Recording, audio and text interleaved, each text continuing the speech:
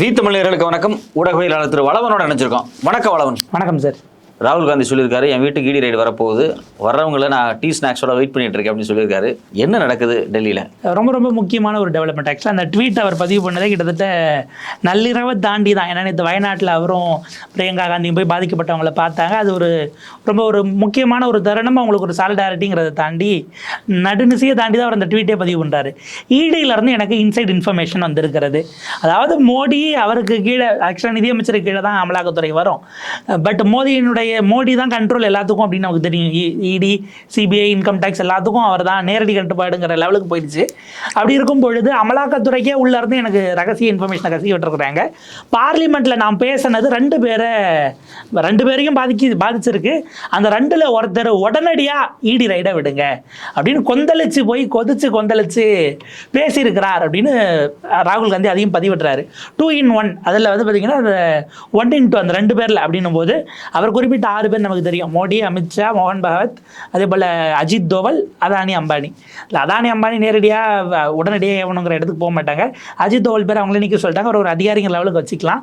மோகன் பகவத் அவர் நம்ம பேரெல்லாம் பதிவு பண்ணுற லெவலுக்கு நம்ம ஆட்சியில் இது கூட பதிவு பண்ணலாம் அப்படின்னு அதை ஒரு கிரெடிட்ஸாக தான் எடுத்து பார்ப்பல.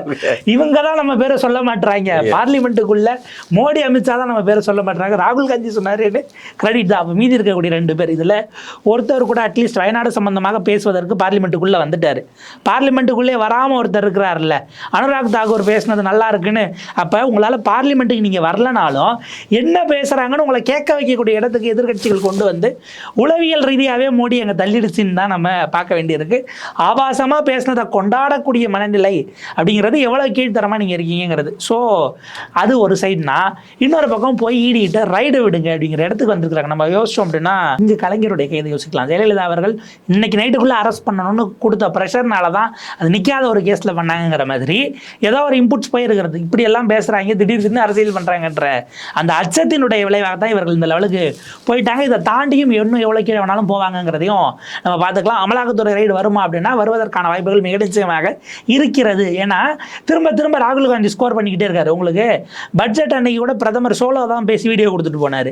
அதுக்கு பிறகு இன்னைக்கு வரைக்கும் அவர் நியூஸில் இருக்கிறாரா? இல்லவே இல்லை. எங்கே இருக்கிறாருன்னே தெரில.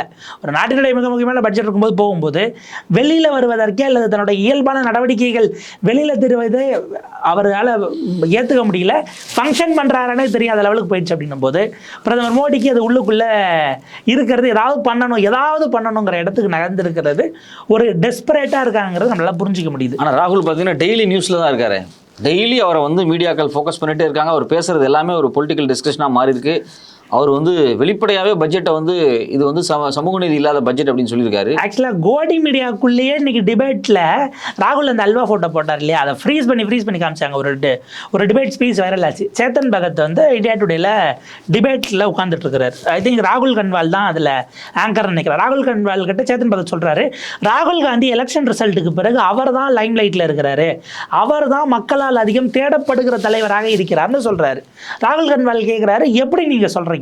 ஒருவேளை எலெக்ஷன் நடந்தா 4 ஸ்டேட் எலெக்ஷன் நடந்து ஜெயிக்கிறாங்க அப்படின்னா அதை நம்ம ஏற்றுக்கலாம், எப்படி சொல்கிறீங்கன்னு கேட்கும்போது சேத்தன் பகத் சொல்கிறாரு, எலெக்ஷனுக்கு முன்னாடி வரைக்கும் இப்படி ராகுல் பேசினதை எடுத்து வச்சு நீங்கள் டிபேட் பண்ணீங்களா அப்படின்னு. கோடி மீடியா தான் அது. அதுலேயே ஆனர் கேட்குறாரு. கேட்டுட்டு சொல்கிறாரு, ராகுல் 1 செகண்ட் தான் ஃபோட்டோவை காட்டினார், நீ திரும்ப ஸ்க்ரீனில் ஜூம் பண்ணி அது என்ன, அதனோட இம்பாக்ட் என்னன்னு இன்னைக்கு அத்தனை பேரும் டிபேட் பண்ணுறோம். அந்த இடத்துக்கு ராகுல் வந்திருக்கிறாரு. அடுத்து ஒரு பாயிண்ட் போட்டார். சன்சத் டிவி தான் ஒளிபரப்புது.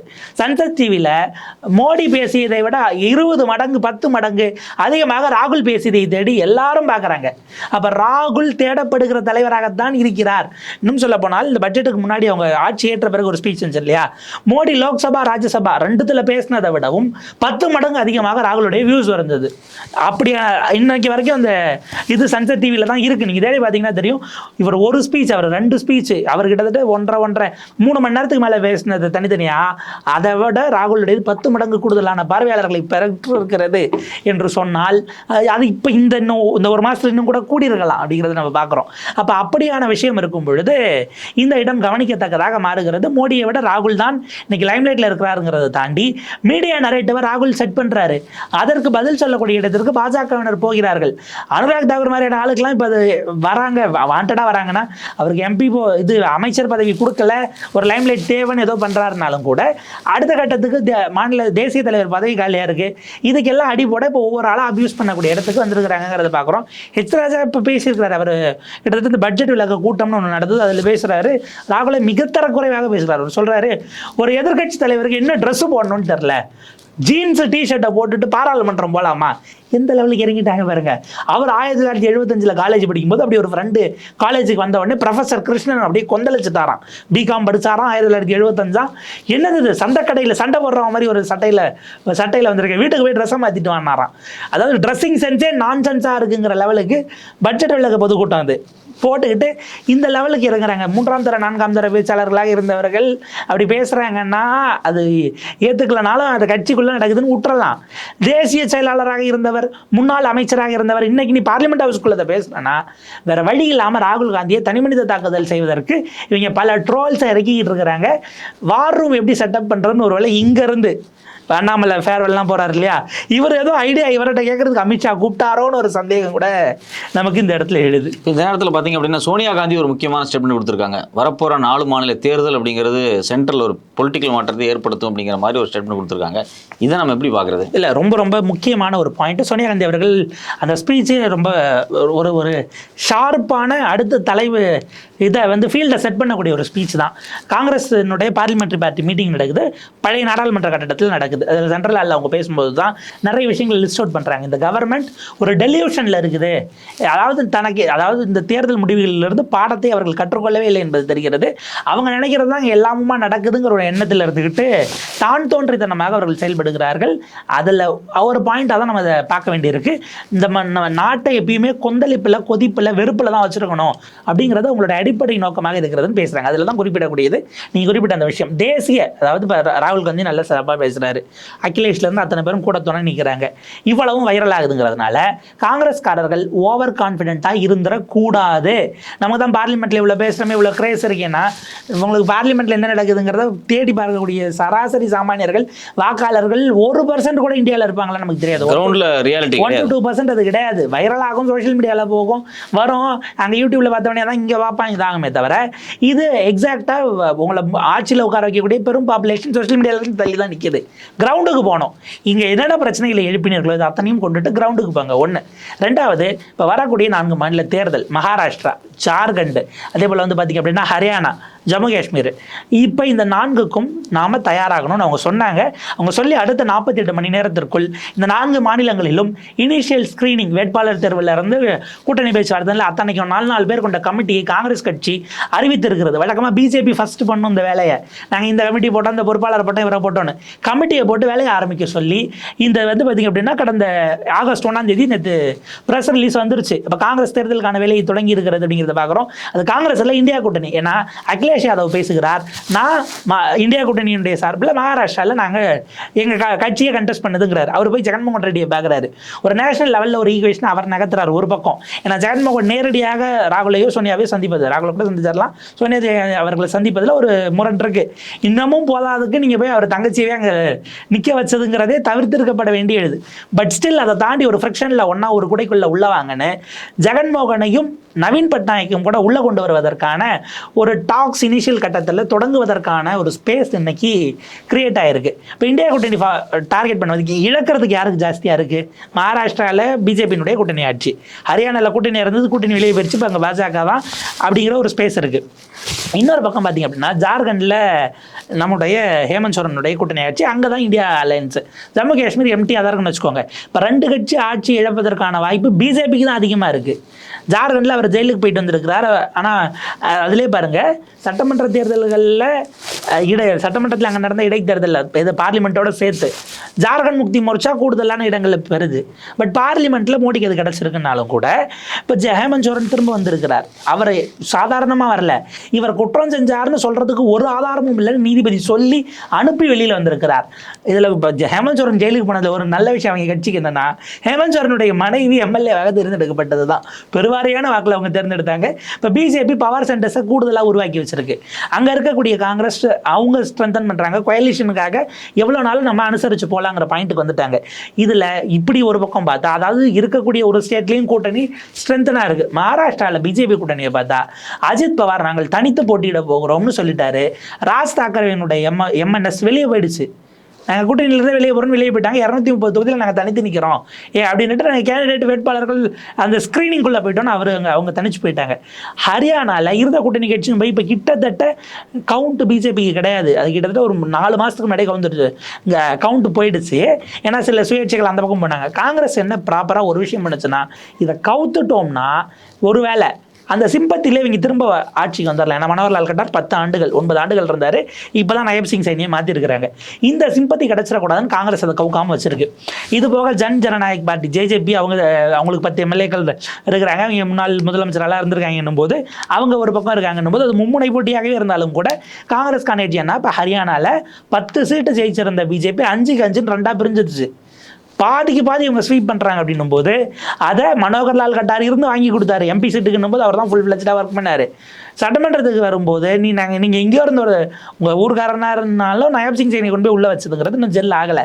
இன்னமும் இந்த கவர்மெண்ட்டு ஓடிக்கிட்டு இருக்குன்னா இங்கே யூனியன் கேபினெட்டில் இருந்துட்டு மனோகர்லால் கட்டாரனுடைய ஆட்கள் தான் அங்கே இருக்கிறாங்க அப்படிங்கிறத நம்ம கவனிக்கணும். கட்டார் தீவிரமான அணுக்கமான ஆர்எஸ்எஸ்காரங்கிறத நம்ம மறந்துடக்கூடாது அப்படிங்கிறத பார்க்குறோம். நேரடி இன்ஸ்ட்ரக்ஷனில் வேலை செய்யக்கூடியவர். இன்னும் சொல்ல போனால் மோடிக்கு சீனியர் கம்பேரிட்டிவ்லி. ஏன்னா மோடி அங்கே போய் பேசினார் அவர் பதவி பிடுங்கிறதுக்கு முன்னாடி. எனக்கு அப்படியே இன்னும் பசுமையாக நினைவில் இருக்குது. ஹரியானாவினுடைய வீதிகளில் நாங்கள் ஆர்எஸ்எஸ் சத்சங்க அட்டன் பண்ணிட்டு பைக்கில் அவர் முன்னாடி உட்காந்து என்னை பின்னாடி உட்கார வச்சு இந்த ஊரை பூரா சுற்றி காட்டியிருக்காரு. நாங்கள் ஊராக போய் ஆர்எஸ்எஸ்னுடைய பிரச்சாரகர்களாக இந்த மண் முழுக்க சுத்தினது பசுமையாக நினைவிற்குன்னு பேசிட்டு வந்தார். அடுத்த ஒரு வாரத்தில் ஒரு சீஃப் மினிஸ்டர் பதவி பிடிங்கிட்டாங்க. ஸோ இப்படியான ஒரு ஈக்குவேஷன்ஸ் இருக்கு இல்லையா. இன்னமும் உங்களுக்கு கட்டார் அங்கே ப்ராக்சி தான். இந்த பக்கம் வந்தீங்க அப்படின்னா அஜித் பவார் ஆக்சுவலாக இப்போ சிபி ராதாகிருஷ்ணனை கொண்டு போய் மகாராஷ்டிராவில் போட்டதே அஜித் பவார் பிடுங்கிக்கிட்டு போறாருன்னு வச்சுக்கோங்க. அதுக்கான ஒரு பெரிய லெவலில் கணியுது. அஜித் பவார் பிடுங்கினா ஆட்சிக்கு மெஜாரிட்டி இருக்காது. ஆனால் ஒரு விஷயம் உத்தவ் தாக்கரே நம்பிக்கையில்லா தீர்மானம்லாம் கொண்டு வர மாட்டார். அதெல்லாம் கொண்டு வந்தால் இவங்க அதை சிம்பத்தியாக மாற்ற வாய்ப்பு இருக்குது. பட் ஸ்டில் அஜித் பவாரே கேட்குறாரு இவங்க நம்பிக்கையில்லா தீர்மானம் கொண்டு வாங்கன்னு. செய்யாமல் இருக்கிறதுக்கு தான் ஒரு தீவிர ஆர்எஸ்எஸ்காரரை கொண்டு போய் கவர்னராக போட்டு இன்ஸ்டெபிலிட்டியான கவர்மெண்ட் இருக்கும்போது இப்போ கவர்னர் கூப்பிட்டாதானே நீங்கள் ஃப்ளோர் டெஸ்ட்டுக்கு வர முடியும் அப்படிங்கிற ஒரு ஸ்பேஸ் போகும். கடைசி ஒரு மாதம் அந்த கூட்டணிகள் கொலாப்ஸ் ஆகும்போது கவர்மெண்ட்டே கொலாப்ஸ் ஆகும். ஏன்னா அஜித் பவார் மாதிரியான திறமைசாலி நீங்கள் பார்க்க முடியாதுங்க. இதுக்கு முன்னாடி உத்தவ் தாக்கரே ஃபேக்ஷனு ஒருங்கிணைந்த சரத்பவாருடைய தேசியவாத காங்கிரஸ் இணைந்திருந்தது. அதுலேயே நிதியமைச்சர். அந்த ஆட்சியை கவுத்துட்டு இந்த பக்கம் வந்து ஷிண்டே சிஎம்னா இதுலேயே நிதியமைச்சர். அவர் பயங்கரமான ஆளு. யார் இதாக இருந்தாலும் இதில் இன்னொன்று கவனிக்கணும். நிதிஷோட தம்பி அவர். ஆமாம், இதில் இன்னொன்று கவனிக்கணும். தேவேந்திர ஃபட்னாவிஸ் இந்த 3 நாள் இது பண்ணார்ல, அதுக்கப்புறம் பெரும்பான்மை நிரூபிக்க முடியாமல் ராஜினாமா பண்ணார். கவர்னர் ஆட்சியை விடிய காலையில் 5:30 ரிவோக் பண்ணிட்டு குடியரசுத் தலைவர் ஆட்சியை ரிவோக் பண்ணிட்டு இப்போ அவசரமாக பதவி ஏற்றார். அதில் கேபினட் போர்ட்ஃபோலியோ அசைன் பண்ணாமலே அஜித் பவாரும் ஒரு மினிஸ்டராக அப்படி பொறுப்பேற்றார். அவங்க 2 பேர் தான் கிட்டத்தட்ட இன்னும் ஒரு 3-4 பேர் ஏற்றாங்க. ஆனால் யாருக்கும் கேபினட் அசைன்மெண்ட்ல 3 நாள் இருந்த கவர்மெண்ட்லேயே இருந்திருக்காப்புல, 1.5 வருஷத்து கவர்மெண்ட்லேயே இருந்திருக்காப்புல, இப்போ இருக்கிற மீதி 1.25 வருஷ கவர்மெண்ட்லேயே இருந்திருக்காரு. ஸோ இப்படியான ஆட்கள் உள்ளே இருக்கும்போது நம்ம எப்படி பார்க்கணும் அப்படிங்கிற ஒரு பாயிண்ட் இருக்குது. இப்போ அஜித் பவார் என்ன கிளைம் பண்ணுவார்னா, அனௌன்ஸ் பண்ண அத்தனை ஸ்கீம் நிதி அமைச்சராக நான் தான் பண்ணேன், படித்தவர்களுக்கு இவ்வளோ அவ்வளோன்னும் போது இதுக்கான கிரெடிட்ஸை ஏக்நாத் ஷிண்டே எடுக்க போகிறாரா, ஃபட்னாவிஸ் எடுக்க போகிறாரா, அஜித் பவார் எடுக்க போகிறாராங்கிறது தான் கேள்வி. உங்களுக்கு நிதிஷும் தேஜஸ்வியும் செஞ்சதில் கிரெடிட்ஸ் ஆனால் நிதிஷ்க்கு தான் பெரும்பான்மையாக போனதாக தான் நமக்கு லோக்சபாவில் படிக்க முடியுது. ஏன்னா அவர் திரும்ப திரும்ப எல்லா கவர்மெண்ட்லையும், அதாவது வேற ஆட்சிக்கு வந்து புதுசாக சிஎம் வருவாங்கன்னு நம்ம நினைக்கிறோம். 3 முறை ஆட்சி மாதிரி அவரே தான் நிதிஷ்குமார் எனும் நிதிஷ்குமார் அந்த ரேஞ்சுக்கு தான் அவர் போயிட்டு இருக்காருன்னும் போது இதெல்லாம் ஒரு இதை நோக்கி தான் நகருது. சோனியா காந்தி அவர்கள் சொன்னது மிக மிக கூர்மையான ஒரு பாயிண்ட்டு. 288 தொகுதிகள் இருக்கக்கூடிய அங்கே மகாராஷ்டிரா அப்படிங்கிறது தான் ஆப்வியஸாக பெருசு. ஏன்னா நாக்பூரில் இருந்து தான் கட்கரியினுடைய கடிதம் உங்களுக்கு மோடிக்கு போயிருக்கிறது. அவர் நாக்பூரில் யூனியனில் சொன்னாங்கன்னா நாக்பூரில் ஆர்எஸ்எஸ் வேலை செய்யாமல் தேவேந்திர ஃபட்னாவிஸ் போக முடியுமாங்கிற கேள்வி இருக்குது. ஃபட்னாவிஸை அதாவது நமக்கு ஷிண்டே முதலமைச்சர்னு சொன்ன பிறகு துணை முதலமைச்சராக இவர் நான் பதவியேற்க மாட்டேன்னு அனௌன்ஸ் பண்ணார். நமக்கு யோசனை தெரியும். ஒரு 3-4 மணி நேரங்கள் போய் கன்வின்ஸ் பண்ணி அதுக்கு பிறகு தான் அவரை கொண்டு போய் உள்ளே கொண்டு போனாங்க. அப்படி இருக்கும் பொழுது சிஎம் கேண்டிடேட்டாக என்னை அறிவிக்கணும்னு அவருக்கு ஆப்வியஸாக கேட்பாரு. ஆனால் ராகுல் எடுத்திருக்கக்கூடிய ஒரு ஸ்ட்ராட்டஜி நீங்கள் பார்த்தீங்க அப்படின்னா இங்கே தமிழ்நாட்டில் காங்கிரஸ் கூட முரண் வந்த போதும் சரி, உத்தவ் கூட இப்போ சமீபத்தில் சிஎம் கேண்டிடேட் அறிவிக்க மாட்டோன்னு முரண் வந்தது. அதே போல் ஹேமந்த் சோரன் அப்படியான விஷயங்கள் வரும்போதும் காங்கிரஸினுடைய டெல்லி தலைமையகம் இந்தியா பிளாக்கை கன்சிஸ்டண்ட்டாக வச்சுக்க வேண்டிய தேவை இருக்குது. ஸ்டேட் ஆஸ்பிரேஷன்ஸை இப்போதைக்கு பெருசாக எடுக்காதீங்க, பெரிய பார்ட்னர்ஸாக அவங்க இருக்காங்க அப்படின்னா அட்ஜஸ்ட் பண்ணிக்கோங்கிற ஒரு இடத்தை நோக்கி தான் வராங்க. உத்தவ் சிஎம் கேண்டிடேட்டாக ராகுல் அனௌன்ஸ் பண்ணி தான் அவங்க தேர்தலில் சந்திக்க போகிறாங்க. இவங்க கேட்டாங்க இல்லையா, எங்ககிட்ட மோடிஜி இருக்கார் பிரதமராக, உங்கள் இந்திய கூட்டணியில் யார் பிரதமர் வருஷத்துக்கு ஒருத்தரான்னு கேட்டாங்கல்ல. இப்போ அவங்க கேட்பாங்க, எங்ககிட்ட உத்தவ் தாக்கரே சிஎம் கேண்டிடேட்டாக இருக்கிறார், உங்ககிட்ட யார் ஷிண்டேவா, அஜித் பவாரா அப்படிங்கிற பாயிண்ட் வரும்போது இதை தாண்டி ஒரிஜினல் சிவசேனா யாரும் நான் ப்ரூவ் பண்ணுறேன் அப்படின்னு ஒரு பக்கம் வரும். அஜித் பவார் வச்சிருக்க போறாரா, கொண்டு போய் அங்கேயே சேர போறாருங்கிறது கடைசி நிமிஷம் வரைக்கும் ட்விஸ்ட்டு. இதில் இன்னும் ஒன்று சொல்லுவாங்க, சரத் பவார் தான் போயிட்டு தம்பின்னு அனுப்பியே விட்டாரு அப்படிங்கிற ஒரு பாயிண்ட்டும் இருக்கு. பட் ஸ்டில் அதை தாண்டி சரத்பவார் தன்னை ப்ரூவ் பண்ணியிருக்கிறார். மற்ற விஷயங்கள் எப்படி போகுது அப்படிங்கிறது நம்ம கொஞ்சம் கவனம் எடுத்து உன்னித்து பார்க்க வேண்டியது. சோனியா காந்தி அவர்கள் சொன்னது மிக முக்கியமானது. இந்த தேர்தல் முடிவுகள் என்பது தான் அடுத்தடுத்த கட்டங்களுக்கு பல விஷயங்களை ஒரு தேசிய அரசியலினுடைய மாற்றத்திற்கான விதையாக கால்கோல் ஊன போனதாக இருக்கிறது அப்படிங்கிறதுல இருவேறு கருத்துக்கள் இருக்க முடியாது. அதுக்கு முன்னாடி நம்ம எல்லாம் பார்க்க வேண்டிய இன்னொரு விஷயம், உத்தரப்பிரதேசத்தில் வரப்போகிற 10 சட்டமன்றத்துக்கான இடைத்தேர்தல் அப்படிங்கிறது. ஏன்னா யோகிக்கும் மோடிக்கும் போன சண்டே நடந்த கூட்டத்தில் வராரு, நம்மளால கை மேலெல்லாம் வரல. அதுக்கு முன்னாடி வந்து அமித்ஷாவுக்கு கூட விஷ் பண்ணாரு. ஜி வரும்போதெல்லாம் கேஷுவலாக அப்படி நிற்கிறாரு, அப்படியே கிராஸ் பண்ணி போய் அங்கே உட்காராருங்கிற வீடியோஸ் எல்லாம் வைரலாச்சுன்னும் போது பல அங்கங்கே இருக்கக்கூடிய எல்லா புகைச்சல்களும் இப்போ வெளிவர தொடங்கி இருக்கிறது. கட்கரி பூனைக்கு முதல் மணியை கட்டியிருக்கிறார். இனி அது கூட தேவேந்திர ஃபட்னாவிஸ், யோகி ஆதித்யநாத், புஷ்கர் சிங் தாமி எல்லாம் அடுத்தடுத்து சேருகிறார்களா அப்படிங்கிறது நமக்கு இன்னும் ஒரு 3-4 மாதங்கள்ல நமக்கு எல்லா விஷயங்களும் தெரிஞ்சிடும். பார்ப்போம். உங்களுடைய நீண்ட விரிவான உரைக்கு ரொம்ப நன்றி. மிக்க நன்றி.